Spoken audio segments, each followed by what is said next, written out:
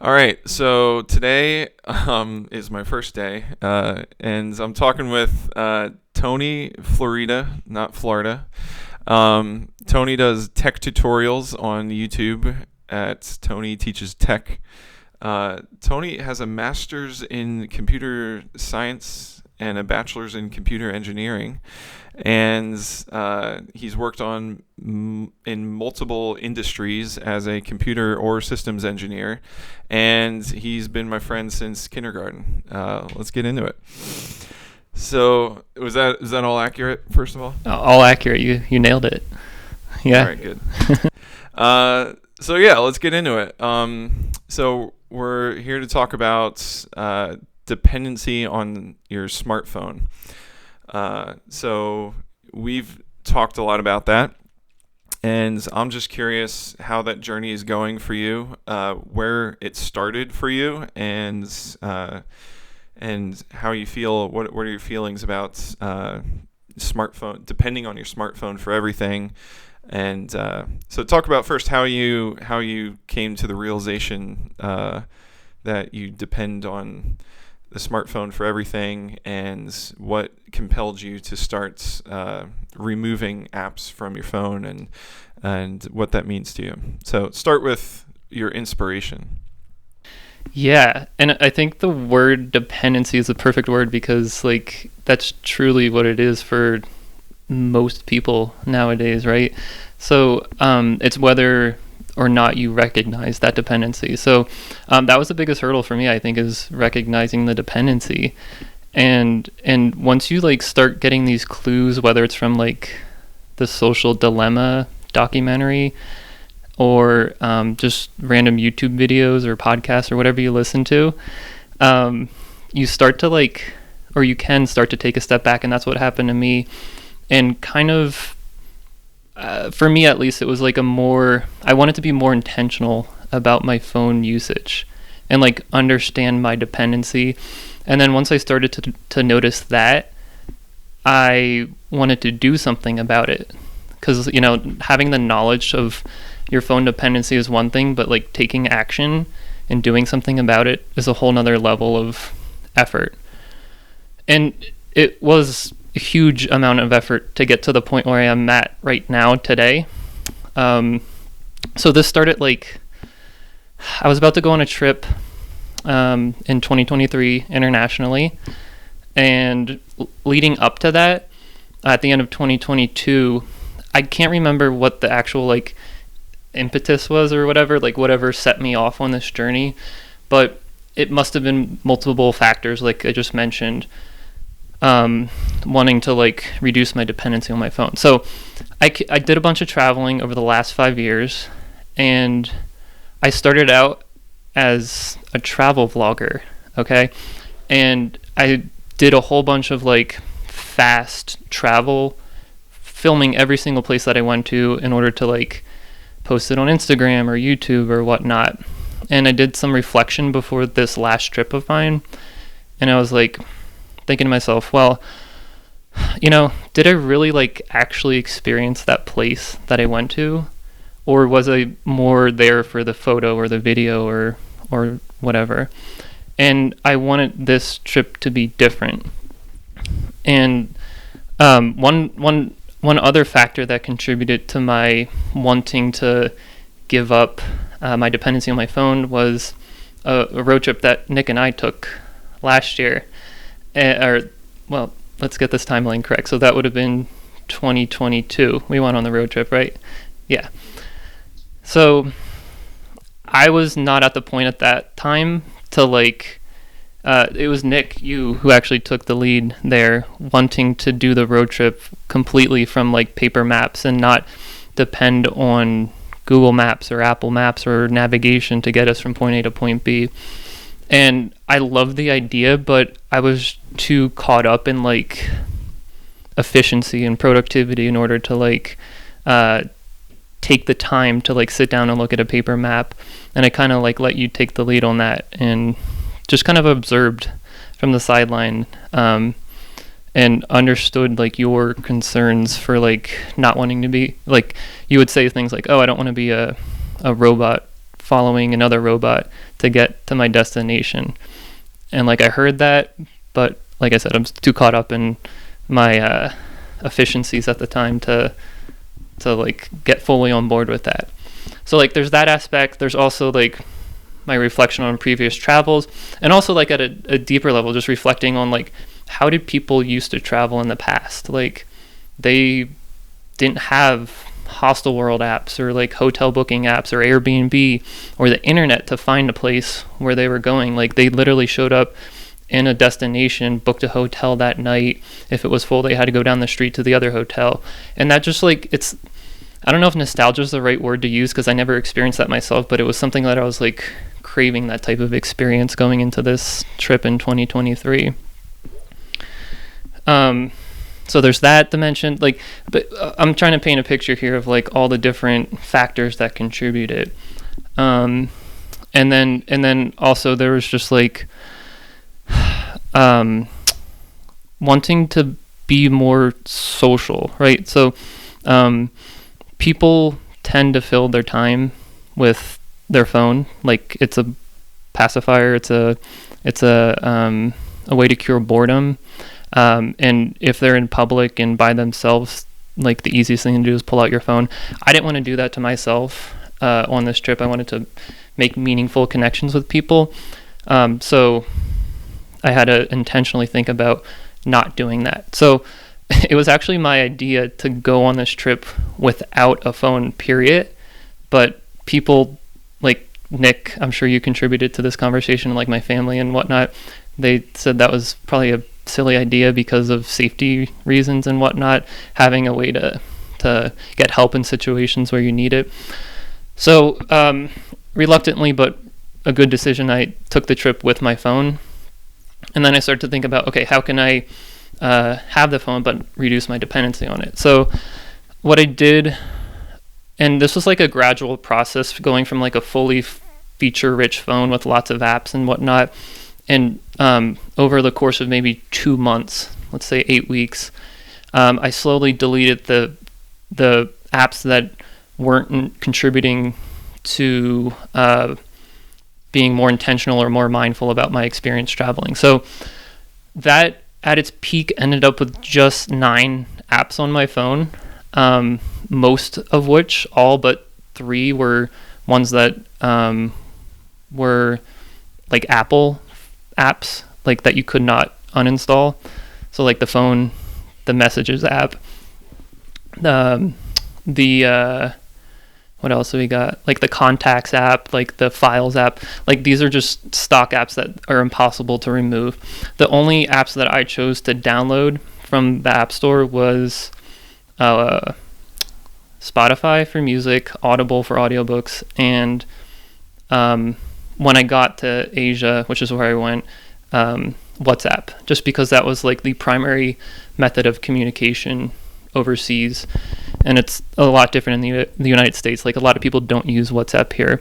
It's more like text message or iMessage or whatnot. So in order to like stay relevant, I downloaded WhatsApp reluctantly. And the point that I got to there was like I also uninstalled the App Store from my phone, so I wasn't able to add new apps even in a pinch. And I was thinking also about removing the camera from my phone, which is an option in iPhone settings. And that would have also, but the reason I didn't do that was because that would have also deleted FaceTime as well. Like you can't have one but not the other for some reason in iPhone settings. And FaceTime was a primary way to stay in communication with people at home. So I ended up keeping the camera app. And the reason I wanted to get rid of the camera app was, I can go on a tangent about this, but like I guess it circles back to what I was doing initially with vlogging and going to places just to take the photo, which is what I realized a lot of people do. And on this last trip, I would kind of take a step back, not quickly pull out my phone. I would observe how everybody reacted to like a point of interest, like going to see orangutans at their feeding time, or like going to see a temple. Like most people would impulsively sit there, like observing the point of interest through their phone. And that like made me like see myself in the past, like not actually experiencing that whatever was happening at the time. And I would like look around and see like maybe some like old people in wheelchairs actually like seeing that event happen. So yeah, it was just like not the gradual process that got me to that point was hard, but it really helped me understand my dependency. And to this day, like what is it, like a year and 3 months later, I still only have like at most like 12 apps on my phone, and I truly can say like at this point that I have pretty much like I'd say like 90% of the like reduce my dependency on my phone. And it's a good feeling to like be on the other side of that. And I don't know, I don't want to say the wrong thing, but like I kind of like look down on other people who like I still see in public, like walking down the street texting, or like even on like buses or subways or whatever. Like it's still very prominent in our society to see people have that dependency. So that was a lot of information. I hope that give you a good picture of my journey. I can definitely expand where necessary. So first, I just got to say, the biggest thing that stuck out to me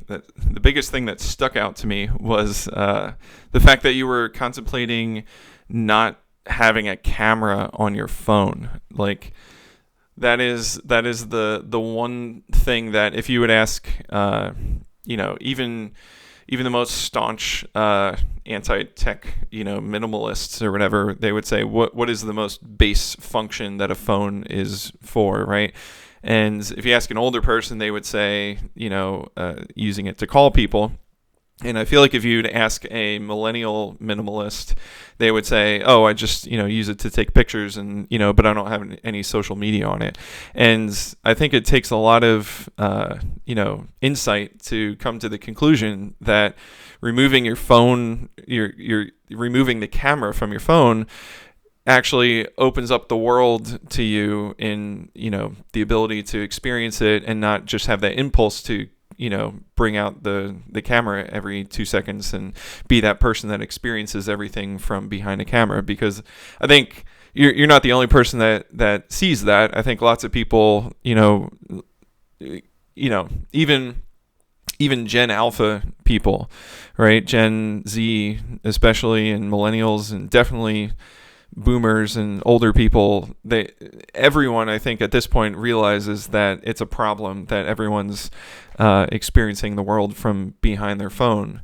And so but I think it's very insightful to and also just like courageous to try to live life without that.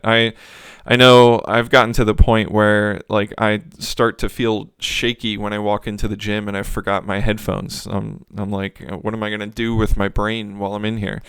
I'm just gonna stare at the wall the whole time like a crazy person. So I thought that was a worthwhile thing to emphasize there. And you even said that like now you look at other people, you're more observant of, how ubiquitous, people whipping out their smartphones is now, where people are just taking videos of everything that they experience. Anytime life gets interesting, they put up this barrier between them and the thing that's happening, and that's like the phone that kind of distances them and makes them, the observer by default. So like they're not going to participate in life anymore at its most interesting moment, right? They're removing themselves from the situation, and I feel like that's like deadening their overall life experience by having that phone between them. And it's easy to look at them and say like, you idiots, I just want to shake you and like rip the phone out of your hand and throw it on the ground. But my thought is like there's it's almost like seeing somebody who is just sitting in a bar all day just drinking alcohol, and it's the only thing that makes them happy and the only thing that they know. It's an addiction is my point. And like you feel you just want to shake them and be like, don't you realize, what this is doing to you? And I think to some degree they do on every level, but yeah, how do you get through to people like that? I've been wondering that since the fourth grade, when I would look at everybody else. Fourth grade is about the time, for me at least, when I started noticing everybody in class would listen to the teacher and start furiously taking notes right away. And to me, like the process of it only took a few tries at trying to take notes and listen to what the teacher was saying and be involved in the conversation, until I realized that there's no way to synchronize your thoughts and the teacher's thoughts and write things down on paper at the same time. You're not really present in the moment when you're taking notes, right? And and I used to stare at the people, in fourth grade and like, what the hell, you guys are just doing this? You're like, are you somehow like, am I this much dumber than all of you? Am I, and I'm the only person in the world that can't like take detailed notes and be involved in a conversation at the same time. And it took until I was like in my mid-20s to realize that no, most people were trying as hard as they could to stay involved in the conversation, but most of the time they would just resign to, okay, I'm just going to jot down everything that this person says and I'll look at it later. And at that point, I'm like, why not just watch a video of this person talking? Because you're not actually there, in the moment. You're not taking advantage of the fact that you have a human being with all this knowledge in front of you that you can ask questions to. You're treating them like an object that is just, dispensing information to you. And, and that always like up until college, I would still, look at the other people in the classroom, and I'm sitting there drawing pictures and diagrams and stuff, which is the closest I ever got to like taking notes. But I would never try to like get everything, because as soon as I would, try to capture everything in note form, then that became my priority, and the, staying engaged in an active conversation, with the professor, or the teacher, would fall by the wayside. And that's why I think in school teachers struggle so much with engaging their class, right? Is because it's all been objectified. I'm here to, like students understand it as like, the teacher's here to dispense the information to you, and you're here to just ingest it and just, lock it in your head. And, when you're having a conversation with somebody, you can experience that knowledge in a more, deep and visceral way, and you can like incorporate it into your worldview, and that has a more lasting impact, and it stays in your long-term memory, not your short-term memory for, a test, right? It stays in your short-term memory when you, study notes and stuff, but it stays in your long-term memory if you're actually having an experience, a memorable experience, like a intellectual conversation that's meaningful to you, where you actually genuinely have the light of inspiration inside of you during the conversation. And, if you're just taking notes, it takes you out of that experience, and you don't have any of those inspirational moments, and you don't remember any of that stuff later. And I feel like that entire time where you're just taking notes and then remembering it for a test and cramming it in your brain and regurgitating it, the rote memorization, right, is how we experience life as a kid, right? And I feel like it sticks with us, and that's why we're all predisposed to just, whip out our camera and be like, oh, I got to record this for later because, there might be a test or something, right? And I don't know if everybody thinks that way, but that's the analogy that exists in my head. Well, it's a really good parallel, and it makes perfect sense, because in both cases you're sacrificing the present moment for something in the future, right? Like the notes are for your future self, the pictures are for your future self, and I don't know if it's, in some cases it is worth it, but in most cases I don't know if it's worth it to make that sacrifice, right? Because I don't know, you think about it from like, I'm just going to use the word spiritual level. Like the only thing you have is the present moment, right? You can't always think about the future or the past. So yeah, that's what I mean by being intentional and all that stuff, for sure. So you were talking about deleting all the apps on your phone that that took you out of like a mindful state of being. So how would you determine that Spotify, Audible, and WhatsApp were apps worthy of keeping on your phone? And do you think that they're going to be on your phone forever, or do you think that they could be on the chopping block too? Right. So for sure, the most of the apps on my phone are for communication purposes, which I think is what a phone was originally designed for, including WhatsApp and the default ones. I did supplement my phone with a GoPro, so if I did want to take a picture, that would be my default, not my phone. Again, trying to reduce that dependency of pulling the phone out of my pocket and trying to be intentional. And then for Spotify and Audible, that's a tough one. I really like consuming, and this is a whole nother topic we can talk about, is consumption of media, but which includes audiobooks and music. But that was just like, I guess, an escape and or like a knowledge gain, right? Like for when I am sick of journaling or sick of just being with my thoughts, I could consume some music for leisure or a book, listen to a book. I think ideally for me in the future, if they're like, my ideal picture of a dumb phone would not have those capabilities. It would just be strictly for communication purposes. Yeah, if we want to talk about that, I have some viewpoints on what a dumb phone should look like. Yeah. So, how about this? We'll track what you feel the perfect, implementation of smartphone technology would be like for you as you are today, and then we can also follow up, later in like a month or so, or 3 months or whatever, and see if that has evolved, and what direction that has evolved, to see, what the trend is for you. Mm-hmm.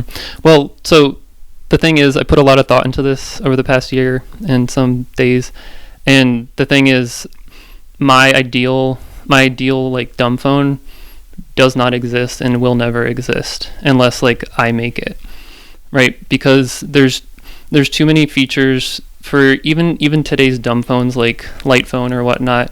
They still have too many features. They're hooked up to data. They're hooked up to the internet. There's email on there. There's still, some of them have cameras, even if you get a flip phone, stuff like that. There's too many features for them to serve the primary purpose of communication, right? In my ideal world, a phone would, like, go think about a phone in the 1970s. What capabilities did it have? It did not have an answering machine. It did not have call history. It just rang when somebody rang you, and if you missed the call, you didn't even know who rang, right? Like, that would be my ideal smartphone. No texting, no internet access, no camera, nothing like that. It's serving the purpose of a phone. And think about that. Like, what company would make a phone that just does phone calls, no call history, none of that stuff, no voicemails? Like, it's a thing that doesn't exist and will never exist unless somebody feels strongly about making it, which I did consider making it, but there's, like I said, the hardware even doesn't exist to make that. Like, you can't get a flip phone without a camera in it, stuff like that. Yeah. What are your thoughts on why specifically that phone? You're definitely not the only person that wants that, right? Definitely there's people older than you, just because they grew up having phones with that level of technology, and that's what they were used to, that they would like that version of a phone as well. They don't like being available 24/7 to everyone they've ever met, right? And there's lots of people that get overwhelmed, and I think if you dig deep enough with just about anybody in the modern world, if you're connected and your job and your friendships are through the internet in any way, right? If there's any level of it on the internet, it grinds on you real hard over time. And I feel like people get real sick of it, but they know that they need to keep this job or they want to keep a friend, so they just, they put up with it and they bury their feelings about it, and they're just like, oh, I'll suck it up because this is what everyone else is doing, and I'll just, it seems to be working for everybody else, so it might just be me, right? But yeah, I forget where I was going with that. So I guess why do you think that why do you think that it doesn't exist, or even the technology for it today? I don't think it's like very more profitable. I would say like there's no financial incentive for companies to make that. Maybe, I don't know, maybe more market research has to be done, but like let's just say 1% of the market wants that phone. Like, is it worth it for a company to build that and market it and all that stuff? Like I think it comes down to like profitability and whatnot. Okay, so let's unpack 1% of people want a phone like that. So there's a lot of different ways you could look at people wanting phones, right? I feel like don't want a phone at all, right? You'd be happy with 1970s technology, right? With landlines and I don't know, whatever, right? Would that be right? Yeah, I think for me, ideally, it would be a 1970s landline phone without tethered, right? Like just being able to take it with you, Yeah, with a battery and everything. And that's essentially like it's using cell phone towers as your like wireless transceiver for your personal like landline phone that we used to have when we were growing up, right? Right. Yeah. Yeah. Yeah. So that 1% of people wants that stuck out to me because to me, like I think there's no denying, right? I mean, you said you watched Social Dilemma and a few other propaganda pieces against social media and our addiction to smartphones and all that, and I think those get a lot of traction, not because there's those documentaries get a lot of traction, not because that anyone's making a lot of money off of like residual businesses that are spurred up off of the idea of not having a smartphone or not having social media. I think it's those types of documentaries are like a sigh of relief for a lot of people because they're like, oh, it's not just me. Oh, I feel like social media has been a bit of a struggle, and if I really reflect on my relationship with it, it hasn't really been that healthy. And if people go even further, like you have, right, then I feel like they would come to all the same conclusions that you have come to, right? And so that's where I got to push back on the 1% of people want it. It's kind of like saying 1% of people want healthy organic food and to be healthy and in shape and fit and all that. 99% or like the current obesity rate is like 55%. Like it's kind of like saying, oh, 55% of people just want to be fat and unhealthy, right? I don't think anybody wants to be fat and unhealthy. I think it's against our human nature to be, in a state of unnatural being, like like morbidly obese or something where you can't move around and before this time period that we're in, people like that would die off, and that would be the end of that gene, right? Because people that like being fat, that gene would just disappear in society. I think that the profitability for these companies comes from getting us addicted to fast food and then making it acceptable to live as a fat person. And the same way that technology gets us addicted to things like social media or taking pictures of things and all that stuff, and then makes it socially acceptable to be addicted to those things and promotes promotes it as like a, well, I'm just being an influencer. I'm just, I'm just being social, right? It's social media. It's a natural part of life. So you know, in order to have a healthy relationship with my friends, I need to engage in social media, right? Because that is part of being a healthy human being. But I really think that if you really, walk them through all the realizations that you came to, right? I feel like nearly everybody would come to the same conclusions. So that's me pushing back on the 1% of people wants to have less, smartphone apps and smartphone time and screen time in their life.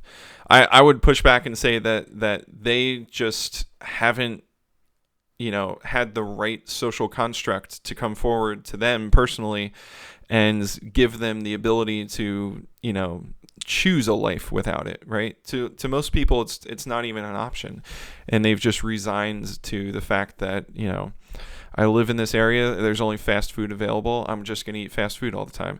I work on my computer all day. I have the smartphone. I live in the suburbs. My way to socialize with people, all of it has to go through the internet because I'm just in the suburbs, and I don't naturally interact with anybody through the day. So it all has to be scheduled, and the easiest way to do that is through a phone, and an app. Right. Yeah. I appreciate the pushback. And maybe I'm just overwhelmed because like of all the other societal problems, right? Like if you fix the dumb phone problem, like what does that, like, yes, you're helping solve one aspect, but like there's a bigger problem that is really hard to verbalize, like what that is, but like just say modern society, right? Yeah, it's with the interest, let's say there's enough interest to do like a dumb phone like this, build it, sell it, do whatever you need to do, and help people. I don't know if that's like gonna solve anything, right? Like, I guess my quality of life has changed for the better because of my lack of dependency on my phone. But I don't know what I'm trying to say. I just don't know. Maybe I'm just not at this point motivated enough. Maybe I have to see those numbers of people interested in something like that in order to take the initiative to build it, right? There's no like set of statistics that's going to like prove one way or the other, what people really think, because, for social statistics, people are influenced one way or the other to fill out forms and, whatever. There's lots of flaws in that. You've lived on this earth for 34 years now, right? Like what does your 34 years of wisdom of living in this world tell you about this? Like what do you think most people want their relationship with their phone to be? Probably less than it is now. Like I don't think people want to have more phone time than they do now. So yeah, they want to improve it. And are you saying that because you only hang out with hippies in ashrams that are preaching anti-technology to you 24/7, or do you feel like you have an average sort of experience for a millennial, average sorts of interactions and opportunities and all that sort of stuff, or were you just born to be an anti-tech zealot? Well, I've definitely seen the whole gamut of technology. Like I was an app developer way back in the day, right? Like I published and made money off of the App Store and whatnot. But yeah, I don't know. At this point, I feel like I'm swayed in one direction. But on the whole, like I think I'm an average like millennial, right? To answer your question, I see the good, I see the bad. I see people do good with it. I see people do bad with it. So yeah, on average, yeah. So my point in asking you that is like, couldn't you see that you've been walked from being an average millennial with average opportunities and experiences to, I feel like you've had a few unique experiences in your ability to travel around and have ample time off, right? I feel like time off is a big one because most people don't have a lot, months to sit around and reflect on, what their relationship is with the modern world. Most people are barely able to get in a few episodes of TV in between coming home from your job and going back, to work, right? And I feel like if you opened up enough time like that in the average person's life, right, wouldn't they also come to the same conclusion, average millennial? Dude, there's this really, really good TED Talk that I saw like a few months ago after this whole journey like took place, and it I don't know, have you ever seen one of those like charts visually of like each dot represents like a month of your life, and this is how much you're going to spend sleeping, this is how much you're going to spend working, and after all that, after eating, after commuting, after all those other whatever's left, they overlaid like the remaining like 70% is going to be spent in front of a screen, which leaves just like half of the bottom row. And that, like, it woke me up, and I was already woke up to begin with. But, like, yeah, I feel like more things like that to, like, expose people to those realities is, like, extremely powerful to kind of, like, shake them out of their dependency that they don't even maybe recognize. Or if they do, they just don't do anything about it. Before we wrap up, I just wanted to mention that I've seen that exact video. I know exactly what you're talking about. I think it's more like 90% of your time is spent in front of a screen. For people that are, Gen Alpha and Gen X or Gen Z or something, right? Which is mind blowing to me. Like it is Matrix level dystopia. I mean, especially with like the onset of virtual reality and the fact that like when we were kids, that we were told not to sit too close to the TV and not watch too much TV and go outside because we're going to ruin our eyes.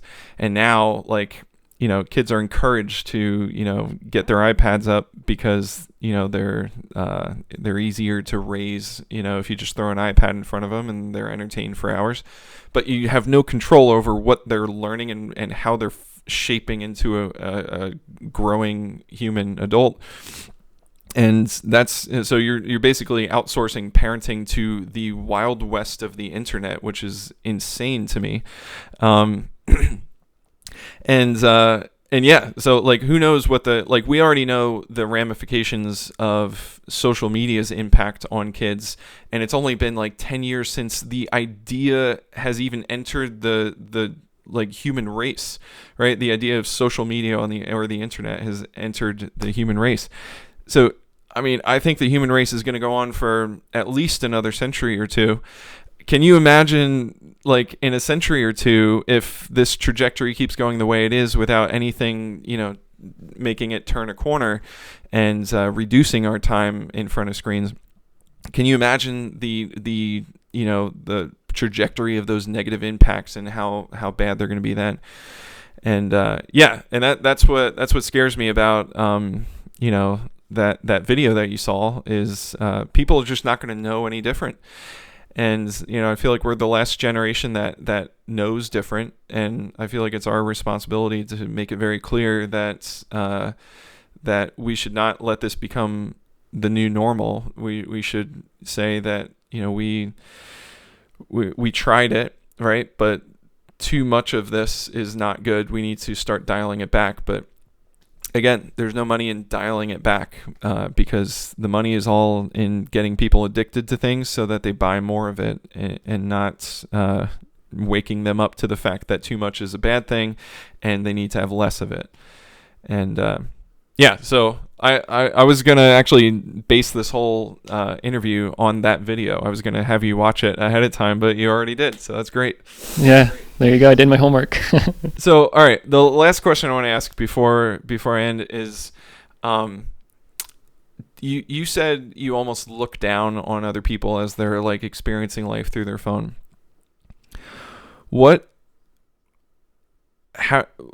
like think back, like reflect on saying that for a second. Looking down on people. Do you think that they are lesser? I'm not trying to put words in your mouth, but I'm putting the onus on you to explain a little deeper what you mean by that. Do you think that they are lesser of people, like they're just intellectually incapable? They haven't succeeded enough to earn themselves enough free time to come to these realizations themselves? Do you think it's a privilege to not have to be on your phone? Do you think it's like, what are your thoughts about people that are able to spend time away from their screens and versus people that are behind their screens all the time? What is the core difference between those two types of people?